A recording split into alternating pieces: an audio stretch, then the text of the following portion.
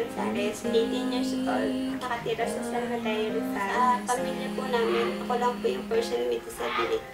Ang disability ko po is polio. College naman po, nag-aral din po ako sa Sister Plus Computer College. Nakatapos po ako doon ng computer technology. Yung member po ako nung Young Voices nung 2011. Po ako ng work para makatulong ako sa pamilya ko.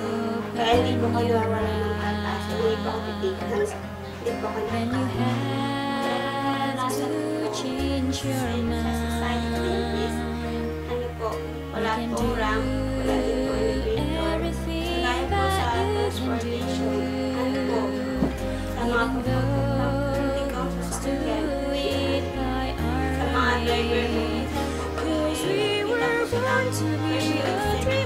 hindi po sila nagsatak kasi wala po ang masikip na ako si Jordan sa Gonzales. Mama ako ni Sister. Sa kanya ako focus yung kasi kumbaga yung ugat niya is parang may tape yung isang ugat. Tapos hindi ko siya masyadong naangahan na po na ng pansin. Kasi ako sa pagtitinda ko sa kanya. Ang gusto mo, dito ka sa bahay, dito makakapag-aral, dito makakasabo sa akin. Hindi mo mararanasan niya mo lang dito sa bahay ng mga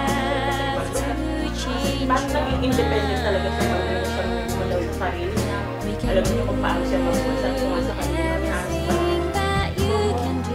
iasa yung buhay sa amin sa mga kapatid mo kasi yan ang nagpupuma sa sarili. Isa sa mga batas natin yung para sa batas natin supposed to be kung sumakit tayo ng isang public transportation, hindi tayo dapat kinay.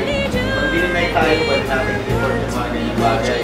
Challenge sa atin yan kasi pagdating sa taxi, marami sa atin nag-kinay pag tayo sasakay. Ang problema natin sa dapat siguro merong tinatawag na standard yung mga sasakyan, lalong-lalo na kung public transportation yan.